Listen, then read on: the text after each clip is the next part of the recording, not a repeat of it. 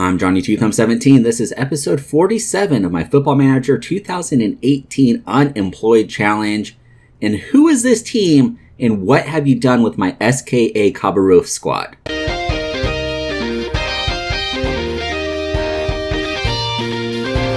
If you follow me on Twitter, which you should be doing, the handle is at Johnny17. You would have seen I posted a sentence I never thought I would ever hear with this team. And that is, we are one of the highest scoring teams in the league currently. 5th most goals scored. Absolutely bonkers considering we play a system with 2 defensive mids and we concede possession like crazy. Unfortunately, our defense, which has been one of the best in Russia over the past 2 seasons, is suddenly full of holes. We have the 11th worst defense in the league. Not where we want to be at all, considering our defense, like I said, has been absolutely phenomenal. When we were in the 2nd tier, we had the best defense in the league. Last year, we had a top 5 defense in the league. So it's a bit concerning that our defense is suddenly full of holes. Now, we do have some team news to get to. I have brought in a couple of players, and we're going to take a look at the schedule, see how the team is doing. You can see right here, we're in 10th place, a little bit better than where we were at, I think, when we left off last time. But before we get to that, be sure to like and favorite the video. If you're new to the channel, don't forget to subscribe. Greatly appreciate it. Follow me on Twitter at Johnny17, like I said. So let's go ahead and check out the transfers first, and then we'll get to the forum, and then we'll get to the game. So we brought in 2 players that are going to be playing with the team right away. The first is Santiago Lopez. We bought him for $50,000 from Atlante. As my voice gives out, wow. Very solid player. Pretty solid overall. I'm saying solid a lot. Pretty solid overall physicals. What I really like about him are these 3 stats right here that I really pay attention to.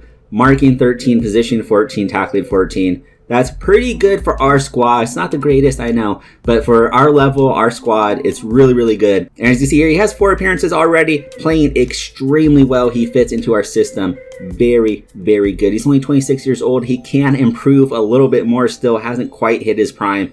Super excited. You can see we bought him for $50,000. He's already worth $525,000, so pretty darn good bit of business there. The second player we brought in is Rodolfo Kumb. I'm not sure if that's how you pronounce it in Spanish. I don't know. I speak a little bit of Spanish, but I don't know. That's a new one on me. We're just gonna go with Kumb. Very solid player. I wanted basically a sort of more veteran player to use as a striker, and we don't really have that in this team. We have Artie, who I'm transitioning into a striker, but he's not really comfortable there. So we went out and got sort of an older player, and is not necessarily older, but for our team older. He's a player in his prime, already playing very well. He's a strike partner right now with Popoka, who has been phenomenal this season so far. I mean, it's like Milicevic who right now with Popoka. Popoka is absolutely incredible. This guy's come in. He's very good mentals, okay physicals. I know he has good stuff in the things that count. Technical, not the greatest. But we're not asking him to be that great. Popoka is going to be our main striker. This is our number 2. We also brought in 2 other guys, only they aren't with the team currently. The first is Edney. Basically, the club he is at right now has far better training facilities than we do. So we basically bought him for $240,000, and we said, you know, he wants to be a first team player when he comes. We don't have a spot for him. We don't have the training facilities for him. So we bought him and we were like, listen, you guys could hold on to him for the next 2 years. We'll pay his wages, but he's yours for the next 2 years. Looks like he's going to be a super good player. Super excited about his future. And the next player is also a similar situation. It's Esteban Jaime. We did a similar thing where, you know, we bought him. I think we probably overpaid for this one, but it's okay. I think eventually he's going to develop into a pretty solid player. But it was the same sort of story. We bought him. He wants to be a first team player when he comes in. We said, we don't have the room for it. We don't have the training facilities. Keep him for the next year. We'll get him after that. So since the last episode when we played Ruben Kazan and lost 2-4, the team has been playing pretty darn well. Ignore these friendlies because these are scrub teams that we always beat. We had a week off for an international break. Just wanted to keep the morale high, get some match fitness up. But since the last episode, we have 3 wins, 3 draws. The highlight, of course, is this 6-0 victory against Krasnodar, who was then in 2nd place. We absolutely destroyed them. Popoka went off It was incredible. So the team is playing pretty well. I mean, we're not that much higher than we were in the last episode. The last episode we were kind of flirting with that relegation zone. We're only in 10th place, but we are definitely trending upwards, which is great to see. So today we are going up against Rostov, who are currently in 9th place, just one spot ahead of us. So this should be a fairly good match with a chance for us to move up in the standings. We're going to go with Kum and Popoka up top. Sissoko, Gorshkov, Pileli, and Sukov in the midfield. Yevtiv is starting for Aja, who's picked up a bit of a knock. Lopez, Stanis, and Adamov in the back line. And of course, Maximenko is in goal for us. So as we start the match, you can see we are just barely hanging on there at the end of the table there. Thankfully, don't have to scroll down this episode, or at least hopefully not yet.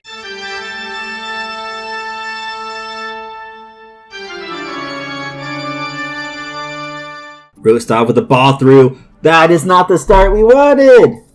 No. Oh, I wasn't even saying anything because I thought it was just going to be the first highlight of the game. It just end like it normally does. But what a through ball. Yevtiv playing out of position. Doesn't see the runner coming back shoulder. It's not even a minute in and we are down 1-0. Maximenko now with the goal kick. He's going to find Adamov. Adamov to Stanis.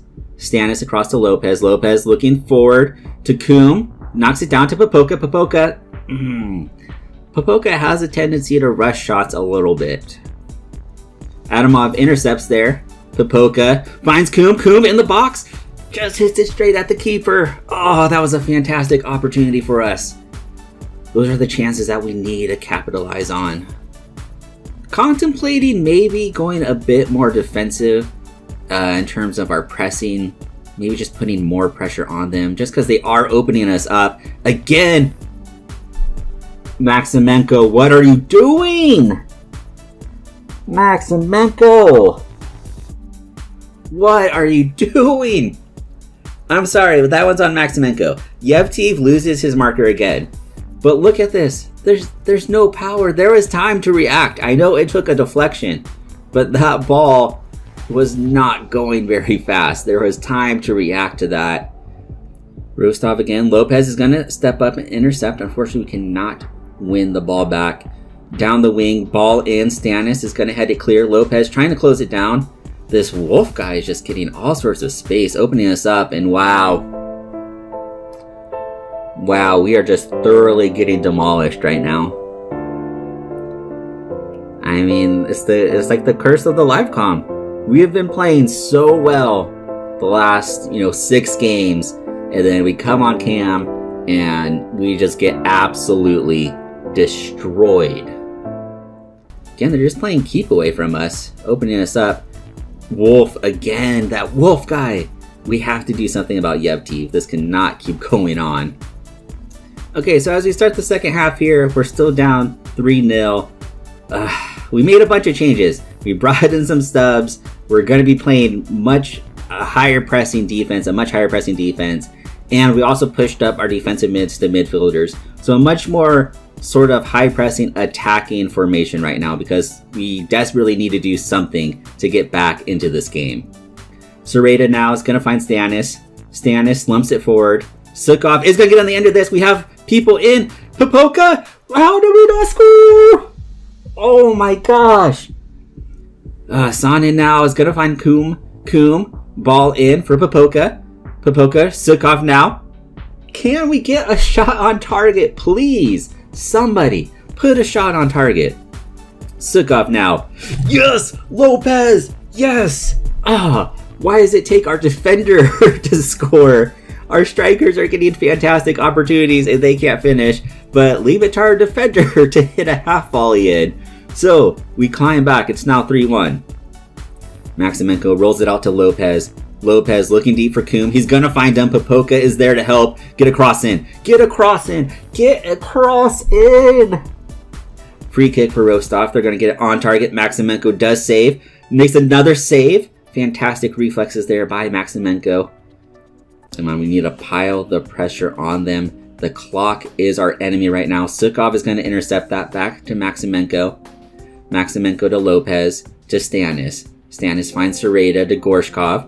Gorshkov looking for Popoka now. Oh, Sukov finds Sukov. Eventually gets him. Would have liked to have seen him get that ball into space. Popoka with a shot. He had options there. Again, he's a youngster. Sometimes he does rush a bit there. Deep ball now from Rostov. Need to put a little pressure on them, excuse me. We're closing down. Look at all those numbers forward. Aja is going to find Coombe.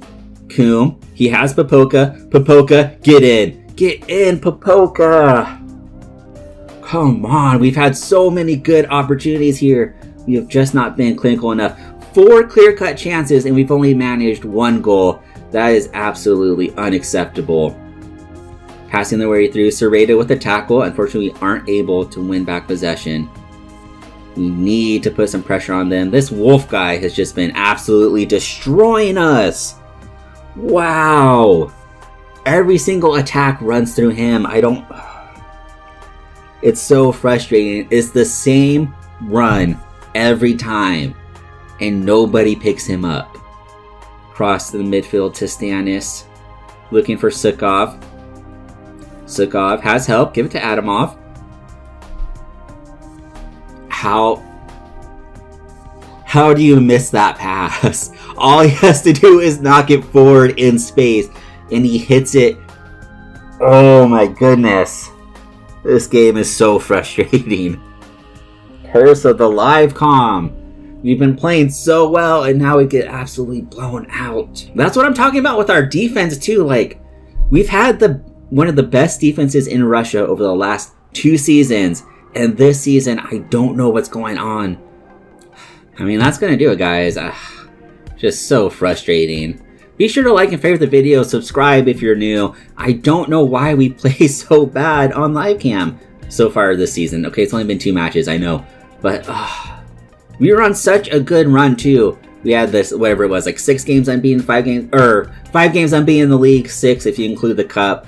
Playing extremely well, and then we come on here and it's just, it all goes to crap. So frustrating. I'm gonna have to figure out something to do with our defense, because having now the 2nd worst defense in the league is just unacceptable, especially given the system we are playing. This is absolutely ridiculous. So we're gonna tweak the system somehow. I'm going to try to shore up that defense, because we just can't have this.